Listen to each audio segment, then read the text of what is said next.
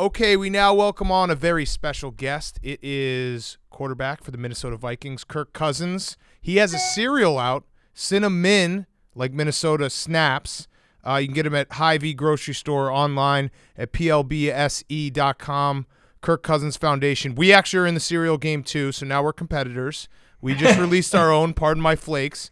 Kirk, so thank you very much for joining us. Just so that we're put all of our cards on the table, I'm a Bears fan, also Wisconsin grad. PFT is a Washington football team fan. So we've said some things. Do you want to do the hard questions first or the easy questions? Your call. Well, I grew up a Bear fan, so I grew up in Chicago, so I'm with you. I know what that life is like, and It's not good. Let's go hard first. I can be flexible. Okay, all right. What the hell were you doing with your grill when you put the tinfoil down with the steaks? I like my steaks to stay juicy. I don't like when the juice just drips into the grill and the grill absorbs it, so I figured I like to keep my steaks as juicy as possible. Now, I've since been told that I need to sacrifice that to be able to get that true grill flavor. Yes, the sear. Yes. That was the last day I used aluminum foil ever. But that was my thought. But apparently it was a flawed thinking. Okay, yeah, you're coachable. You don't get the taste of fire if you've got the aluminum foil boat down there. Because we might have said that you aren't a franchise quarterback solely based on that. Yeah, and rightfully so, right? I mean, it was my fault. But the good news is I was able to fix it. You can pivot from that mistake. And since then, we've been doing just fine on the grill. Yeah, that was probably my hardest question. I've got a couple. I've got a couple of hard ones. I did say on yesterday's show that you were a perfectly nice quarterback. You were a fine young quarterback, I think is what I said. So I've come around a little bit, but I have said some bad stuff, so I'll get this off my chest. I said the worst part about Kirk Cousins making $84 million a year is that he's going to spend it on lame stuff. He's probably just going to stuff it in mayonnaise jars and bury it in his side yard. Is that true? Is that true? How much do you use mayonnaise or or light mustard jars? You know what? You got to diversify. So as many different jars as possible. You want to spread your assets out, cast a wide net. I'm probably not the biggest spender. I'm not going to blow all my money. If that's what you want to see me do, I'm happy to entertain some ideas of how I could blow it. But I'm probably going to try to save more than I'm going to spend. Yeah, you got me pegged correctly there. Mm-hmm. Well, you did have the story, and I would love for you to retell it for our listeners, that you once inquired about getting Creed to play a private party, Creed the band, to play a private party for you. Now, that is a good use of money, I would say. Well, thank you. I appreciate that, being understanding. Yeah, not even Creed. Creed would probably be too pricey, but Scott Stapp, just the lead singer. I was interested in getting him to come in and do a private concert just with an acoustic guitar for just my private custom audience and a custom set list, and he would have to do it. I just wanted to know, is that possible? And they told me, yeah, for a price, anything's possible. So that got my wheels turning, but and it could still happen, down the road, maybe. I think maybe you'll be invited. Who knows? Yeah, I think would it love has to. to happen. I would love to be there for that. They're going on a reunion tour right now. I think there's talk. Are they really? The band getting back together. Yeah, and you knew that. You knew that. I saw that reaction. I honestly didn't know that. I so felt, now my dream is even more likely. But I may not have to bring him to my house. I may be able to go see him in a town near me. Get backstage, or even better, I saw your high school singing clips that went viral on Twitter the other day. Maybe we can get you on stage singing Back Up for Hire awesome. Or Arms Wide Open. Which song would you want to sing with Creed on stage? That's a tremendous question. It's like trying to pick your favorite kid. Yeah, I'd say harder. I have two boys. It's hard for me to say that I like one more than the other, and Creed songs are kind of a similar thing. But yeah, with Arms Wide Open, Higher, One Last Breath, My Sacrifice, how do you pick? You can't. But going back to those singing videos from high school, if you thought I was embarrassed about having aluminum foil on my grill, that's nothing to seeing yourself 15 years later singing songs from high school and having to relive that. And then every few years it comes back up on social media and gets recycled. That's far worse than aluminum foil on your grill. Well, I was actually surprised that you weren't bad when you were singing. So when you started saying, I was like, yeah, that's embarrassing, but I wish he was worse so that I could laugh at it more. So that was the line all my teammates said. They brought it up, they laugh, and then they're like, You're actually okay. So it's hard to, Yeah. well, then maybe I'll be good enough where Scott Stapp will see it. Yes. And when he comes and does the private concert, he'll let me duet on a few of the hits. Well, so speaking of embarrassing things, what about the sandals with the toe sandals with socks? Yeah, I mean, again, that one I'm not gonna feel as badly about because I got up that morning, I put on socks, I was in a hurry, I couldn't find my shoes, so I throw on sandals, and I said it's gonna be that way. I'm not gonna care too much. So wasn't my best fashion choice, but it was functional and got me through where I needed to go. It got the job done. We got to get you some Crocs. Put those in sport Ooh, mode. you definitely could actually bring a back lot Crocs. of Vikings quarterbacks in history are famous Yes, for wearing that's true. Crocs. Big time Crocs. At one point, I did accuse you of running an illegal dogfighting operation out of your house in Virginia because you put up a bunch of pictures of you holding the dogs that you were fostering at the time. And in one, it looked like you were threatening to just spray it with a hose. I guess you were giving it a bath or taking care of it or whatever. But it looked like you were waterboarding it. So I wanted to give you a chance on the record to refute the fact or confirm it, if it is true, that you were fighting dogs in Ashburn, Virginia. We were definitely fostering dogs. We had kind of say a revolving door with. Wait, you He cut out. cut out. Did you He say said fighting. or foster? I heard and then ting. We were definitely fostering. Okay, fostering. Got it. And that was at Pet Supplies Plus, and they have a little dog washing area where we could go with the hose. So the dog didn't enjoy getting a bath, but it was far from waterboarding. Here's one. So we don't have to get into the pandemic, but the "if I die, I die" thing. I did reply, if I can't mock Kirk Cousins, then I also do not care if I die. So I said that. Stand by that one. I did a little data. I'm glad I've given you guys so much material. Yeah, this is a really roast. have. This is a roast now. I don't know if you realize you walked into a roast. Yeah. We're going to talk football We in will. a second. We're just getting it all out of our system because it's only fair. The last thing I want is for you to do this interview and for you to somehow like us, and then everyone sends you all the bad stuff we've said. Right. Like, wait, these guys wouldn't say that to my face. That's a nightmare. No, we'll say it so to we're your saying face. it to your face. Are you a data guy? Are you a stats guy? Am I a stats guy? Yeah. Do you pay attention to like data? Yes and no. I mean, at the end of the day, not really. But at times, if you have a discerning eye. Okay, I ran some data. I did a little number visualization thing. You might have heard this story. It came out a couple years ago, how James Harden, when he plays on the road in cities that have the biggest strip clubs, he has worse games. And I don't know if there's a correlation, but somebody did like some research on that. I actually did some research that said that when Kirk Cousins plays on the road in cities with the largest mega churches, you're 10-15 as a starter, as opposed to 31-25 in cities without the mega churches. So do you think that's a problem? Do you sip too much communion? Do you get exhausted spiritually from spending too much time on the road in these churches before you play games? I like that stat. I mean, talk about having a discerning eye. Now that's a stat you could really draw something from. The mega church, I'd be interested to know which cities are considered to have them and which cities aren't. And maybe with that information, I'll be able to try to write that stat a little bit. Yeah, it was Charlotte, Chicago, Dallas, but a lot of those games were the primetime games that people have given you grief for over the years. So there's like there's some overlap between primetime and mega church games. Do you hear that, by the way? Do you hear the primetime stats? Like, is there anything different, or is it just, it hasn't worked out sometimes and it happens during prime time? Yeah, I mean, you get asked the question, so that's when you hear it, is when they ask you. But I think it's more of just didn't get the win. And, it's a stat I wish was different, but it is what it is. And hopefully going forward, we can start to win those games consistently and start to kind of change that narrative. I think you actually are trending in the right direction because you beat the Bears in primetime this year. The Seahawks game last year, I want to say, this year, where you guys, that wasn't like on Kirk Cousins, that was just Russell Wilson at the end. So I think it's trending in the right direction. About this Vikings team, though, you guys had a tough start. Does it feel like we can make a push here for the playoffs? And that was actually we're taping this on Monday, a great game-winning drive against the Panthers on Sunday.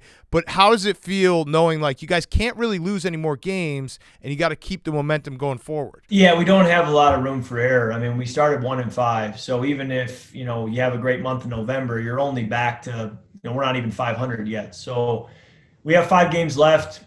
we're going to have to play our best football in these last 5, but it's nice to be in the hunt, because when we were 1-5 and going into our bye week, we weren't in the hunt. And so it's exciting to know that we're going to be playing meaningful football in December, but we are going to have to be playing our best football too. When you played the Cowboys, no, not to like knock you, but I lost the Chevy Silverado on that game. You guys lost that game to the Cowboys. Could you feel playing that game that Mike McCarthy had smashed a watermelon the night before in a pregame meeting with his team? You know what? I didn't know that until you just told me, but I did think they played with a lot of energy. I thought it was just because they were coming off a bye week, and so they were fresh. Nope. But maybe it was the watermelon. It was a smashed watermelon. Yeah. It absolutely was. Someone should have figured that out and told you guys beforehand. Be like, hey, listen, they smashed a watermelon last night. We're going to get their best effort. That's the kind of scouting report that would have made a huge difference, and I'm disappointed that our scouts didn't get that information back to us before kickoff. Yeah, your coach, Mike Zimmer, is an all-time football guy. We love Zim. We got to meet him just real briefly. More than anything, we just saw his truck in the parking lot, which was just filled to the brim with Red Man pouches in the center console. Yes. He's a big football guy. What does he do that's kind of along those lines of, a pregame meeting that he has and he needs to get you guys fired up? Has he ever pulled out a prop or done anything crazy to get you guys amped up? That's not really his style. I don't think he's about the theatrics. I think he's about ball. And so he's a man of few words. It's about just, few words, let your play do the talking. But he wants you to be physical. He wants to run the ball and impose your will on people. And you feel that from him, and I think you guys know him. He's a no-nonsense guy. And if you have Red Man in your center console, you probably are a no-nonsense guy. Yeah. So yes. That's who he is. I've always had the theory that with Mike Zimmer, he doesn't really like any quarterback. And so his quarterbacks always want to play hard to kind of gain his approval, because if it were up to him, he'd just play defense the entire game. And that's what he loves. Do you feel that same way, that it's I really need to show out to make Zimmer appreciate what I'm able to do, because I know he just hates my position? I've never heard it put that way, but there's no doubt that, you want to keep Coach Zimmer happy, and he's a defensive coach, so it's going to be hard to keep him happy. But it also doesn't help, because one of the best ways to keep a defensive-minded coach happy is just protect the football. Just don't screw it up. And so earlier in the year, I was leading the league in interceptions. That's not where you want to be. So thankfully, the last few weeks we've been a little bit better, started to get on the right track, but hopefully I can get back in his good graces. This is a weird one, but we have a theory that you look shorter in purple. Have you noticed that? When you're in your all purple, you look shorter. Well, I'll tell you what, guys, I'm learning all kinds of stuff right now. Yeah. So thank you for all this information coming at me. I'm having a hard time digesting it all at once, but they say white, all white, which we wore against your Bears on Monday night, they say makes you look fatter. Mm-hmm. I thought all purple might make you look a little slimmer. Obviously, I'm actually trying to look fatter with how skinny I am. The linemen have a different opinion. Yep. But, if I look a little shorter, okay. As long as I still am what I am height-wise, I'm okay with that. Just check it out. Next time you guys play at home, just check it out. Look at yourself in the mirror as you go out there and be like, wait, I do look a little. Maybe it's the helmet. The helmet is so big. I feel like your helmet doesn't fit all the time. Yeah. Because you're always sprinting up to the line of scrimmage. You have a lot of energy on the field, so every time you get a first down, I always see you moving quickly up there. It always bobbles a little bit. Does it fit? It actually is pretty snug. Maybe it's not the helmet, because the helmet is what it is, for everybody. Maybe it's my face. Maybe that's the problem. Yeah. Is it just my head and my face? Maybe your face got rounder. Yeah. I think my head and my face are the problem, which harder to change. You have a great jawline. Say something nice about Kirk Cousins. Great jawline. There it is. I'll also say something else nice. I love whenever professional athletes bet on themselves. So when you're going through that and you're betting on yourself and you're playing, on the franchise tag, was there an element of nervousness? Hey, if I get a really bad injury or if something bad happens, I'm kind of screwed. Not screwed because you're still making a lot of money, but screwed in the long term, that you don't have that security of a long-term deal.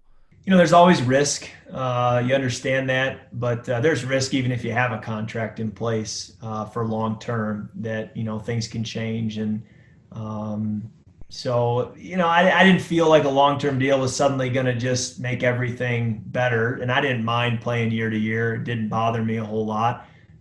Purchased an insurance policy, just to be smart. And then you go play. And, I had talked to players, even in other sports, who had done a similar approach, and they kind of, helped me understand how the best way to go about it. Yeah, I do love it. And obviously, when you became a free agent, you were heavily courted. We actually had Von Miller on this show, and he called you Rihanna. So he loved you. And I'll tell you guys, during that offseason, they say, find somebody who appreciates you the way Von Miller appreciates Kirk Cousins. Back then, he was in my corner, and when you have one of the best players in football in your corner, it's a good feeling. And the New York sports media hated your guts. So they did. They were like, oh, he used the Jets, which I don't understand that argument of how that's what negotiating is. They just were upset that you negotiated. But that had to feel good going into free agency and having multiple teams be like, yo, we want Kirk Cousins right now. It was just a great thing to have a fit here in Minnesota where you felt like you were going to a team with a great locker room, great coaching staff, great facility, great fan base. I mean, I can go on and on. It was just the right fit. You were hoping that you could, find a great fit, but you didn't know until you really got to free agency. And then you see that, boy, this is a home run. I'm just thrilled that it all worked out. How many steak dinners did you make people take you out for during that whole process? Was there a team where you were like, you know what, I already know I'm going to the Vikings, but I could use a night out at Ruth's Chris. Like maybe the tomahawk sounds pretty good to me tonight. Did you tack one of those on at the end? When you talk about, being courted, it would have been fun to kind of have it be drawn out for 2 weeks and have everybody tell you how good you are for 2 weeks, whether they believe it or not. But honestly, it happens so fast. I mean, free agency now in the NFL is a quick turnaround, and the news breaks seemingly right when free agency starts. And that was, pretty close to my experience. So I only visited the Vikings. The deal was pretty much done before I even touched down in Minnesota. And then the next day signed the contract to make it official. So it was a quick process, but honestly, that was a good thing to just, be right to business, get it over with, and then go get to work on building your team. Yeah. When you got there, how excited were you that you had a general manager that knew what your first name was? I'll punt on that question. If I can get one punt, I'll punt. Okay, you can punt on that. Fair. It's fine. I've got family in McLean. We do have that accent where sometimes you say Kurt instead of Kirk. It happens. It's a difficult first name to say, and I'll agree with that 100%. Mm-hmm. So you have an unreal rookie wide receiver in Justin Jefferson. How quickly did you know this is a dude? Was it almost instant, or did it take a little bit of time? That's a great question, and I'm disappointed to tell you that I didn't realize it as quickly as I wish I did. In my defense, I don't know that we all realized it as quickly as we should, partly because we didn't have preseason games, we didn't have OTAs. We had him in the slot, playing that slot position, which is really what he played most of his final year at LSU. And we moved him outside to the X position week 3. And that's when I realized, oh my goodness, he's the real deal. He made some plays in that game that were serious. So, and he's never looked back. And we're lucky to have him, thrilled to have him. There were several other first-round receivers in the draft, and I'm just thrilled that he's on our team. So when that moment happens, when the light bulb goes off, is it he makes an incredible play, or is it you make a pass that wasn't a great pass and he makes you look good? Both, right? I mean, if I make a pass, it's not a great pass, and he catches it, that's an incredible play. So it was a go ball on third down that I threw to him versus man coverage. The ball was a little bit underthrown. He adjusted to it and high pointed it and came down with it for a conversion. I just said to myself, I'm literally talking to myself at this point out loud, saying he's really good. Mm-hmm. And then later in the game, he caught a deep route versus man coverage, separated, made the safety miss, and scored a touchdown that was maybe 60, 70 yards. And again, you say, not everybody can do that. So, and it was just great. We never looked back since then. He's been productive every week in and out since then. So that was week 3 against who? Tennessee. All right, we're gonna go find that. I mean, that's cool. It's cool to have like a moment where you can look back and be like, oh, that's exactly what he was talking about. We're gonna find that. Was there one of those moments this year? You know, you guys are 1-5. After that, was there an instant where you realized like things might be clicking or things felt different, where you got a little bit more optimistic about the rest of the season? Well, you know, the way the games played out, I was pretty optimistic all the way through because we lost week 1, but we moved the football well, scored 34 points. Week 2, we got it handed to us in Indianapolis. That was a disappointing effort. Week 3, we played Tennessee, and it came down to the final play. And you knew Tennessee was a good football team, and we knew that we were one play away from having a win against them. So we felt we're a lot closer than it feels at 0-3. And then we went and won at Houston, and then we went to Seattle and played Seattle down to the final play. And you knew that game was one play away from it going a different way at several points in the game. So, you know, you started to say, boy, we've played some undefeated teams where, you know, we were right there on the final snap of the game and just didn't get it done. And so at 1-5, we felt like we were closer than the record would suggest. And we had a bye week. We had a chance to kind of regroup and evaluate, and then have had a much stronger November. This is a really weird one. You probably don't even know this, but December 30th, 2018, did you happen to look in your Instagram comments right around that time? No, not that date or any before or any after. Okay, because there was I don't know how this happened. It was very, very strange. There was a bunch of Brazilians were commenting on all your posts saying that this guy, Claudio Cardoso, who I guess is like some fat guy from Brazil, beat you in football, in college football. And you were literally getting like cyberbullied by these people saying free Claudio Cardoso. Do you know Claudio Cardoso? Do you know who that is? I don't believe I do. I don't know him by the name.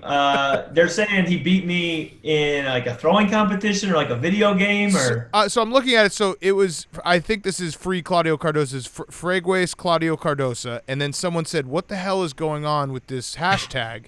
And someone replied, some guy in Brazilian AF group said that he beat Kirk Cousins while playing in the NCAA, but the guy is so unathletic and short that it's obvious that the story is fake. But Brazilians in the internet are Zueros, and the Zuero never ends, so we are mocking Kirk for losing to Claudio Cardoso, a.k.a. the GOAT. I am all about that. The hashtag free Claudio, yes. I'm up on that. It was so strange, and it just made me laugh so much that like some group of Brazilian people on the internet were like, we're going to go after Kirk Cousins today. And I'm totally okay with that. I like Brandon. Brandon's good. It was one of the funniest, like weirdest random stories. And yeah, around late 2018, Claudio Cardoso was coming. The rent was due and he was coming for your ass. I love that we're teaching you things about yourself that you might not have known, because like this is our lives as a fan. Like we observe everything around the game. Correct. And as you're actually playing the game, you don't spend time worrying about stupid stuff like, does my helmet make me look short on Fox? It does, yes. Yeah, well, you guys got a lot more. Like, I got a lot more swing thoughts now. Let's just put it that way. Yeah. Going into the game. But who knows? Maybe they'll be helpful swing thoughts. How much do you actually? Because every quarterback says, "Oh yeah, I don't listen to that stuff. I tune it out." And I do think that there is some truth to it. I do know we've talked to guys, and it's clear that they are able to tune it out. But at some point, you hear some of it, right? Like, how does that work? Is that just the TV's on, or one of your friends says it, or do you have like a strict policy, don't bring outside noise into my head? Well, we have an NFL mandated time to speak with the media every week, so it makes it hard to not hear it if they're literally asking you about it. But outside of that time, I am pretty ignorant. And there was a moment last year where a player on another team had made a comment about me, and I played the entire game and knew nothing about it. And then after the game, it was the first question I was asked. And I said, I wasn't even aware that he said it. So ignorance is bliss. I believe in that. And as a result, I try to stay as ignorant as possible. My wife and friends and family know that too. So they're not updating me. But obviously, there's certain things that you're going to hear it because you're talking to the media 2-3 times a week. Well, here's how you can spend all your money. Instead of putting it into mayonnaise jars, you could hire us to be your like security team. We will give you a briefing once a month like, hey, there's a fat Brazilian dude that's saying he kicked your ass in college. What do you want us to do about it? We could do that for you. You guys would be worth the money if then you can go take care of the problem and make it go away solve too. it. So Yeah. if you can notify me and erase the problem, now you're really worth the pay. Okay, that's actually easy because we're like the mafia because half of the problems are us. We create them. So we could just silence ourselves and be like, we got it, Kirk. We'll stop saying you look short in your purple. So we know the guys. I would be I'm paying you to talk nicely to me about me on your show. Yeah. Which, No, We'll be like, you don't have to say it. corrupt as that sounds, Yeah. I think it's a good idea. Yeah, don't Kirk, say it that way. Don't here's say it that today's way. daily briefing. There's a 5'8" weird looking guy with long hair that keeps saying that his dumb intern looks exactly like a stronger version of you. I'm gonna make that stop immediately. Yep, we got that taken care of. Done. Don't you worry. Off your plate. Don't worry about that. You guys are on the case. Yeah. I'm just curious. Do you remember back when you obviously remember when you got married, but your wedding registry went public back in D.C. Yeah. That sucks. and a bunch of people bought you presents. Do you remember getting a lunch pail from somebody? And do you still have said lunch pail? Because I got a very nice thank you note back. Yes, then I absolutely do remember. I'm sure my wife was the one that sent the thank you note. Yeah, I said the handwriting was too. I said the handwriting was too good for it to be a franchise quarterback. Too feminine. Yeah, But I definitely appreciate that. I remember that, the whole wedding registry, the fact that fans would do that is just awesome. And it says a lot about, the NFL and fans like yourself who do fun things like that. So, yeah, we got some great gifts, and we still have a lot of them. Do you mean that though? Like, was it really awesome, or was there a part of you that's like, this is kind of strange that I'm just having boxes show up from strangers that just know me from watching me play on TV? Well, it's strange, but I'm totally okay with it. And honestly, it's an honor to get something as a gift from somebody I've never met. So I appreciate it. You're too nice. Yeah. I don't like this. You're too nice. You know what? You've totally spun this he's on doing us. this to us. Yeah, He's doing this you've to us. spun this on us. I He don't doesn't have like to it. pay us to do it because Yeah. he's just doing it. Do you have a photographic memory? Not that I know of. I don't know how to test it, but Well, let's go viral. Week 12, last play before the touchdown to Chad Beebe. What was the coverage? This is going to be crazy because Kirk has a week 12. yeah. So the last play before the touchdown, it was a 5-man rush. We got man coverage, right? Yeah. Yeah, Well, exactly. what about the touchdown play? Walk us through that. Touchdown play was, I believe, 44-man coverage, and This guy's amazing. This is Safety incredible. came downhill. I mean, the game was pretty recent, so you guys are giving me layups here. This isn't That was exactly incredible, difficult. dude. All right, here's one. 2011, 4 seconds left against Wisconsin. There's actually no question here. He clearly didn't go across the line, and you know that. I appreciate your biased fan approach, but I'll never forget when ESPN literally drew a red line vertically from the end zone up, and the ball had crossed it. Nope. So That was Brent I could Musburger. screenshot He was that and old. send it to you. Nope. Well, guess what? Ball don't lie. The Big Ten championship game, which that had to be, even though you lost to Russell Wilson, that had to be a fun game to play. That was one of the best college football games, back and forth, just craziness. Did you when you're in those games? Do you feel it? Do you have a moment where you step back? You're like, "Fuck, this game is awesome." Just like you said, it was a great game. Two great teams, great players all over the field. And it was the inaugural Big Ten championship game. So to kind of kick off the first ever Big Ten championship game the way that we did, it was in Lucas Oil where the Super Bowl was going to be later that year. It was a game I'll remember the rest of my life. Unfortunately, it was also one of the most heartbreaking losses of my career, being that we had dreamed of going to the Rose Bowl and we were, a matter of yards away from going. But we obviously lost to a great team, great players, and like you said, I guess ball don't lie. They won the game and went on to the Rose Bowl. I think you do have a photographic memory. How about this one? December 26, 2015. It was the Redskins and the Eagles. There's 6 seconds left in the second quarter, and you're on the 6-yard line. What's the play call there? Well, that's a fascinating question that off air I could maybe talk to you about for a little bit as a Washington fan. But part of the problem was we didn't have a play call. Okay, yeah, you do have a photograph. That led to a lot of confusion and not my best moment as a player. Thankfully, the second half we took care of business and won the game, and it kind of disappeared into football history. But that was an all-time, not a good play on my part. This is crazy, Took man. the knee You there. remember Yeah, you remember everything. I just pulled that one randomly. I'm surprised that you remembered it so quickly. All right, I had one last question. So everyone go check out, like I said, Cinnamon Snaps, Kirk Cousins cereal. You can get it at Hy-Vee grocery stores. It goes to Kirk Cousins Foundation. This one I don't understand. Rob Parker, when you were in college, just decided to create a rumor that you beat up the Michigan State hockey team. And then you came out and you're like, no, I was at church with my dad.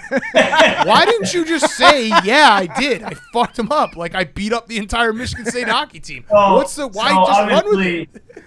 So I was probably at a mega church that day and wasn't able to make it to the hockey house for the party that turned into a fight. But I think what happened was one of the people involved in the fight was a part-time quarterback on the team and wasn't the starter. And so I'm sure through rumors, they just assumed it must have been the backup. That's Kirk.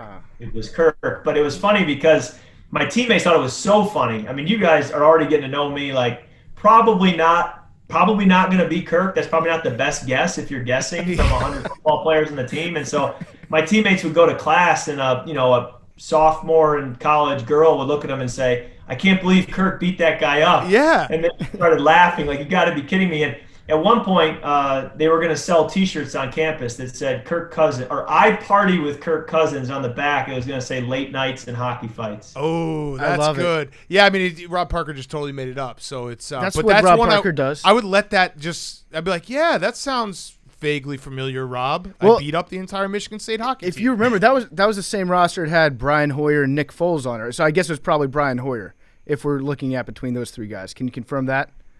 It wasn't either of those names either, but yeah, it's crazy how loaded our quarterback room was back then. Drew Stanton just graduated, went on to a 13-plus year pro career. Then Brian, who's in year 12 now. Mm-hmm. Nick, who's been a Super Bowl MVP.